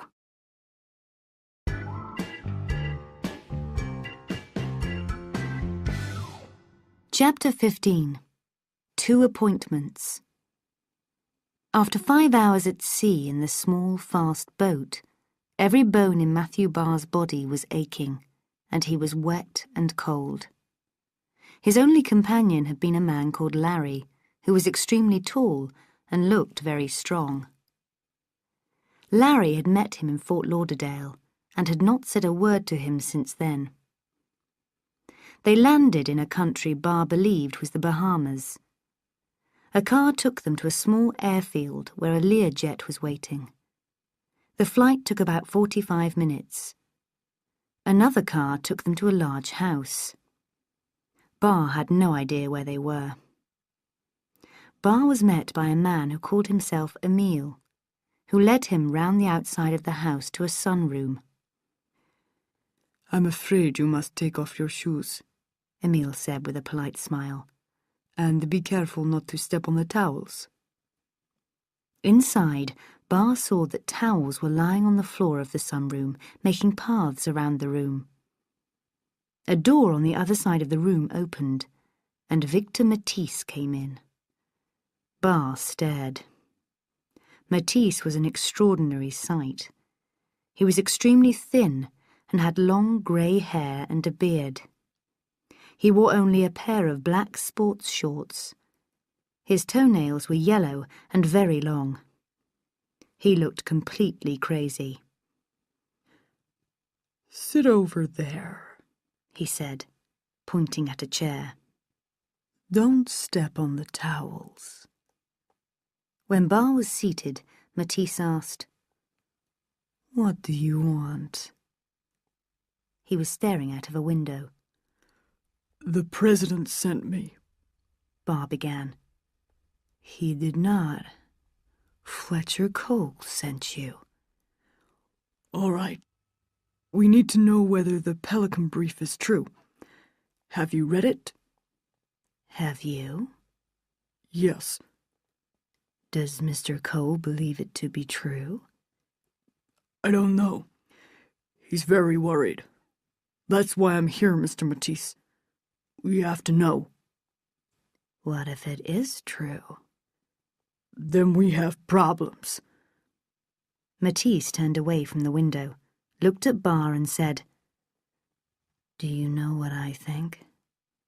I think Cole is the problem. He let too many people see the brief." Barr could not believe what he was hearing. The man who had ordered so many deaths was blaming someone else for the situation. "Is it true, Mr. Matisse? That's all I want to know." Behind Barr, a door opened without a sound. Larry, in his socks and avoiding the towels, stepped silently into the room. Matisse walked over to the door and said softly, "Of course it's true." He left the sunroom and went into the garden. Now what? Barr thought. Larry put the rope round Barr's neck, and Barr did not hear or feel anything until it was too late. Matisse did not want blood on the floor, so Larry simply broke his neck. They reached the building where White and Blasevich's offices were before 5 o'clock, She was wearing a dress, and Gray said she looked just right. She could tell that he liked the way she looked, and she found to her surprise that it didn't make her angry, just a little sad about Thomas. She walked up to the secretary at the desk, who said, Can I help you? Yes, I have an appointment at 5 o'clock with Curtis Morgan. My name is Dorothy Blythe. The secretary's mouth fell open, and she said nothing. Darby's heart stopped. Is something the matter? Can you wait a moment? The secretary said. She got up and disappeared into another room. Run, Darby's mind was telling her. Run. There's something wrong here. But before she had time to do anything, the secretary returned with a man. Good afternoon, he said. I'm Gerald Schwab, one of the partners of the firm. You say you have an appointment with Curtis Morgan? Yes. Is there a problem? There's nothing in his appointment book. Well, that's your fault, not mine. And what was the meeting about? She felt weak. I don't see why I have to tell you that. Why can't I see Mr. Morgan? Because he's dead. She was in shock. Dead? Yes, Schwab said. He was mugged in the street. I'm sorry. I can see this has been a shock for you. She decided to act really upset. She didn't want them to ask any more questions. She wanted them to think that she was just a weak young woman. I'm sorry, she said. I think I'd better go. I'll phone again for another appointment. Schwab led her to the lift himself. Edwin Sneller knew that he and his men had been wasting their time in New York. The place was just too big. Then, at last, she moved some money from her bank in New Orleans to Grantham's bank in Washington. Sneller's client owned the bank, so he received any information he asked for. That meant that she was in Washington, and that she and the reporter were working together. He had 2 men with him, and he had asked for more. They had to do the job quickly. But he felt less confident without Carmel. The girl had escaped so far, and she could be hiding anywhere. He would start with the Washington Post building. Grantham had to come back there sometime. Gray found Curtis D. Morgan's address in the suburbs, and they drove out together to the house. Mrs. Morgan's father, however, refused to let them in to see her. Gray left his business card so that she could call him if she wanted to. He told her father that Morgan had spoken to him 3 times just before he died. Is that the end of Garcia? Darby asked as they drove away. We'll see tomorrow, he said. How do you feel at the moment? Do you feel safe? I'll be glad to sleep in your room tonight, just like I did in New York. But I don't have a sofa here, she said. Where would you sleep? She was smiling, and this was a good sign. But then she remembered Callahan. I'm not ready, Gray. I'm sorry. She rested her head on his shoulder while he drove the car. I'm still frightened to death, she said.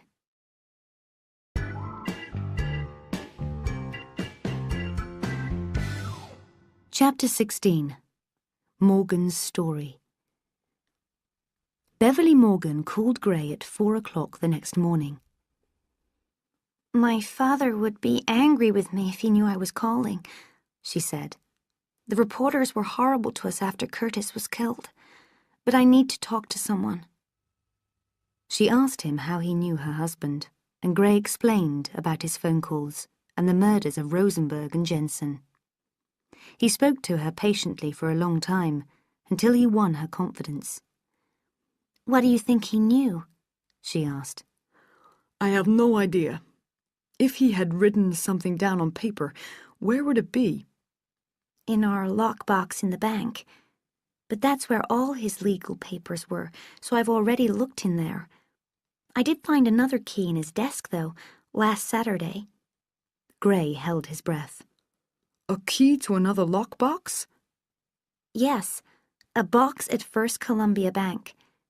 That's odd because we've never used that bank. I wasn't in a hurry to go to the bank and look in the box because I already had all his legal papers. Maybe it was even something I wouldn't want to see. Would you like me to look in the box for you? Gray asked. I hoped you would say that. Yes, please. I'll come round and get the key now. He and Darby drove to the bank the next morning. Mrs. Morgan had given Gray written permission to open the lockbox, so the clerk let them into the strong room. It didn't take them long to empty the box. All it held was a thin envelope. Darby opened the envelope when they were back in the car. Inside was a document written by Morgan and properly signed by a legal witness.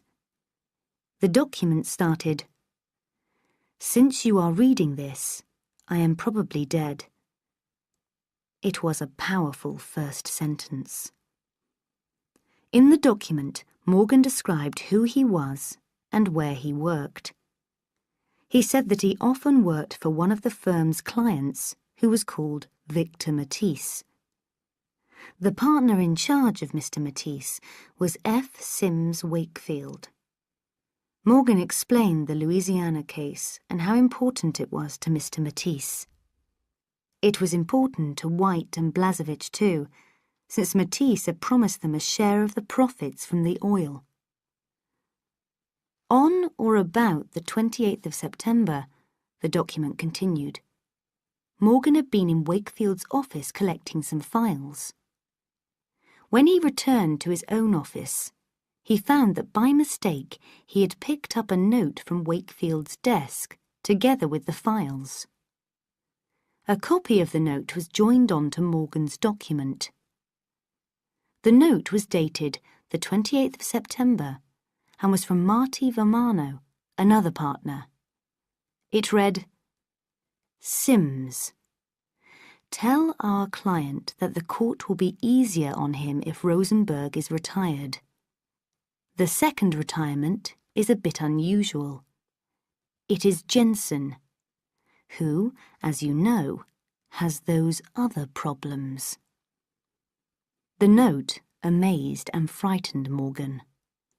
Realizing its importance, he made a copy of it and returned the original to the bottom of the pile of files. 10 minutes later, Wakefield came into his office, looking pale and worried. They found the note under the files, and Wakefield asked Morgan if he had read it. Morgan said no. Wakefield looked at him very closely, but seemed satisfied. That night, he left the papers on his desk very tidy. The next morning, he could see that someone had searched his desk. He began to see Vermano in Wakefield's office more than usual. Wakefield stopped him working for Matisse. Then, Rosenberg and Jensen were killed. He was sure that Matisse had ordered the killings. He thought that people were following him. He had decided to hide his copy of the note together with this document in a bank, in case he was killed. He was very frightened. That was the end of the document. The thin-faced man watched the car come fast round the corner and park illegally outside the post building. The man and the woman jumped out of the car and ran past him into the building. He had a gun inside his jacket, but it all happened too fast. Smith Keene and the Post's lawyer, Vincent Litsky, read through Morgan's document. When they had finished, Gray said, "Well, gentlemen, there's your independent witness. Can we print Darby's story now?"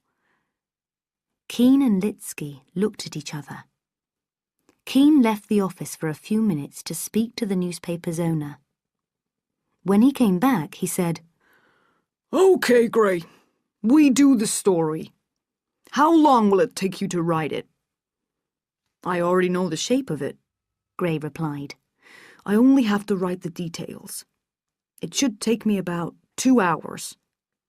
"It's 11 o'clock now," Keane said. "Try to finish it by 3.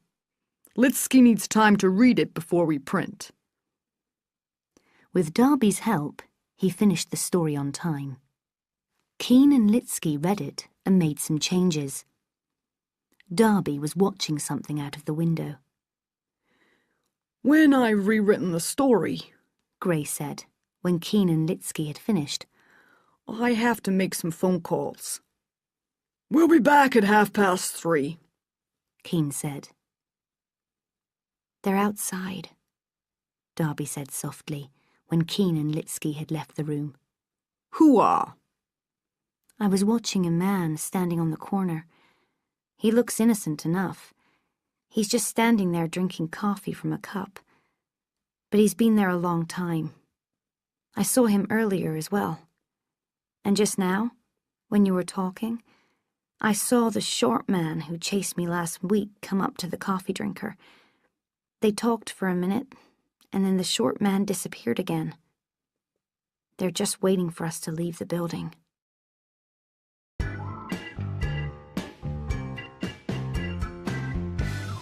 Chapter 17. Time to trust someone. The first phone call was to a friend of Grantham at the FBI. "Phil, this is Gray Grantham. I've got the recorder on." "That sounds serious. Go on." "We're going to print a story tomorrow about the Rosenberg and Jensen killings. We're going to name Victor Matisse as the man behind the killings, and also 2 of his lawyers here in Washington. We'll connect this story with the killing of Verheek in New Orleans. We believe the FBI knew about Matisse early on, but refused to investigate at the request of the White House. We want to give you the chance to comment." There was silence. "Phil, are you there?" "Yes, I think so." "Any comment?" "I'm sure we will have a comment, but I'll have to call you back." "Okay, I'll look forward to it." In fact, it was Voiles himself who called back about 10 minutes later. He demanded to speak to Smith Keane. "What are you doing, Smith?" he said. "We're still investigating Matisse. It's too early to be sure. What have you got?" "Does the name Darby Shaw mean anything to you?" Keane asked. "Yes." "We have the Pelican brief, Denton, and I'm sitting here looking at Darby Shaw." I was afraid she was dead. "No, she's not. And she and Gray Grantham have an independent witness to support the brief. It's a big story, Denton." "We need to meet. I'll come round in 20 minutes. "Okay." Keane put the phone down and smiled.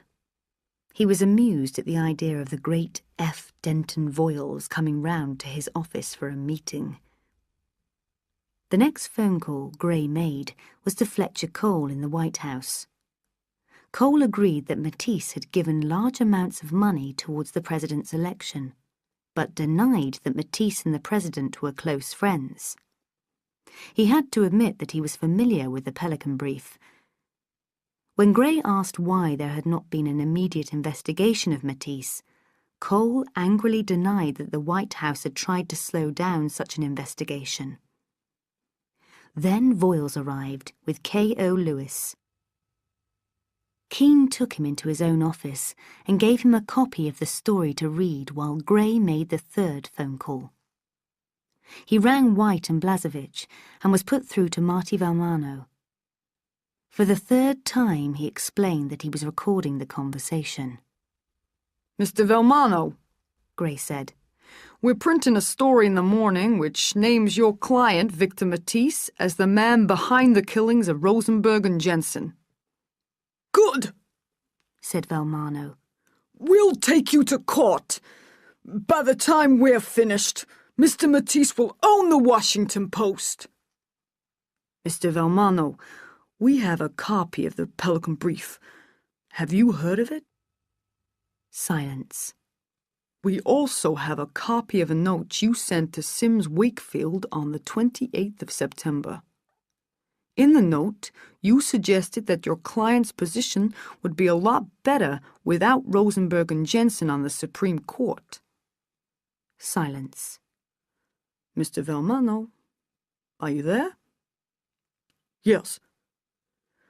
We wanted to give you the chance to comment. Do you have any comment? You're going to destroy me, Valmano said. Voiles and Lewis entered the room with Smith Keene. Keene introduced them to Darby and Gray. Voiles smiled at Darby and said, So, you're the one who started all this. No, sir, she said. I think it was Matisse. They sat around a table. Voiles had a piece of paper. He said, I'm going to read you something. This is official, and you can use it in your paper. Anything else Lewis or I say is unofficial, and you can't use it. Is that clear? Keene and Grantham said yes. All right, Voiles said. We received a copy of the Pelican brief 2 weeks ago and showed it to the White House on the same day. It was personally delivered by K.O. Lewis to Fletcher Cole. Eric East was also present at the meeting. We thought it was worth investigation, but nothing happened for 6 days, until Gavin Verheek was murdered in New Orleans. The FBI began a full investigation into Victor Matisse, involving over 400 men.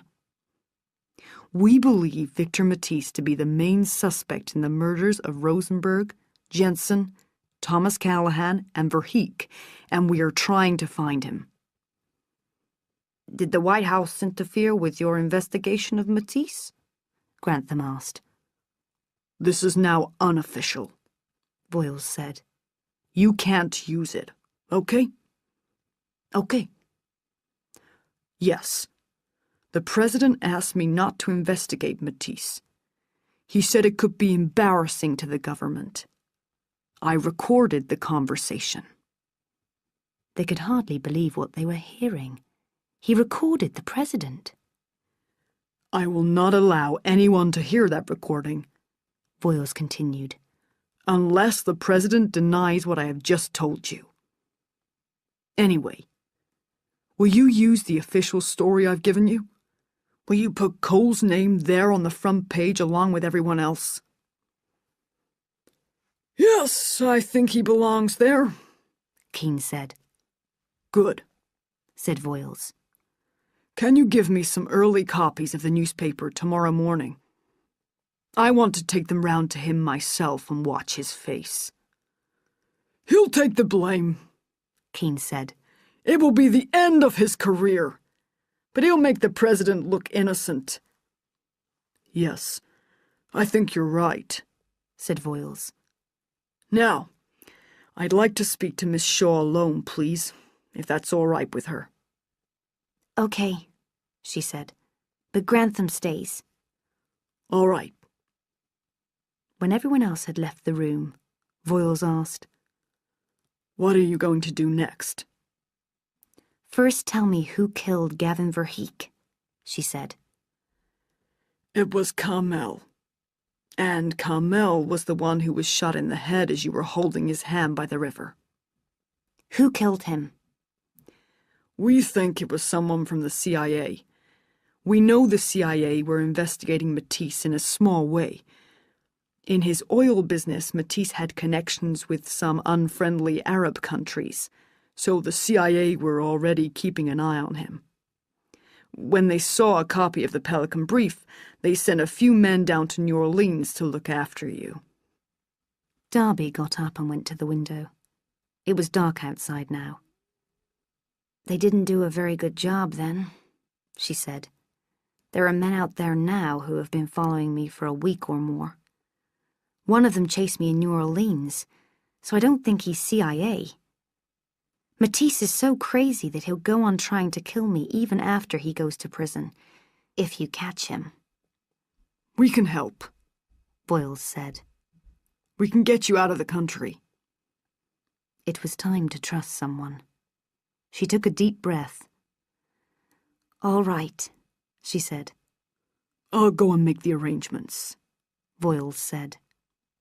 Alone in the room, Darby walked into Gray's arms. It's going to be all right now, he said, holding her. It's over. You're safe. I'm going alone, Gray, she said. I'll call you when I'm ready.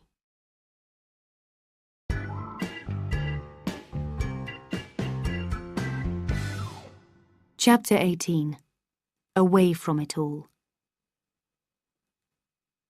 By 11 p.m., only 4 lawyers remained in the offices of White and Blazevich. They were Velmano, Sims Wakefield, Gerald Schwab, and a retired partner named Frank Courts. Courts finished a phone conversation with one of Victor Matisse's staff. That was Strider, he said. They're in Cairo, in some hotel. Matisse won't talk to us, and, of course, he isn't coming back over here. Strider says he's behaving very strangely. They've told the boys with the guns to leave town immediately. The chase is over. So what are we supposed to do? Asked Wakefield. We're on our own, said Courts. Matisse isn't going to help us. There was silence around the table as they all looked into the future. Then Velmano said, Grantham only mentioned me and Sims. You two may be okay. And I've got enough money saved to spend the rest of my life hiding in Europe.